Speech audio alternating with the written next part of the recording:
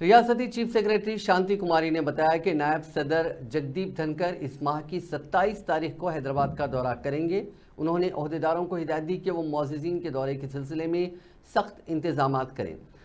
Chief secretary نے آج ایک کوارڈینیشن میٹنگ کی اور اس سلسلے میں کیے جانے والے انتظامات پر تبادلہ خیال کیا۔ چونکہ نائب صدر جمہوریہ کا ریاست کا پہلا دورہ ہے، اسی لیے انہوں نے پولیس دستے کے گارڈ آف آنر کے ساتھ پولیس بینڈ کا انتظام کرنے کی ہدایت دی۔ انہوں نے کہا کہ بلو بک کے مطابق مناسب سیکیورٹی، ٹریفک اور بندوبست انتظامات بھی کیے جانے چاہیے۔ اسی طرح صحت، RNB، GHMC، توانائی اور دیگر محکموں سے بھی کہا گیا کہ وہ قریبی تال میل کے ساتھ کام کریں اور اس بات کو یقینی بنائیں کہ معززین کا دورہ ہموار اور مؤثر انداز میں انجام پائے۔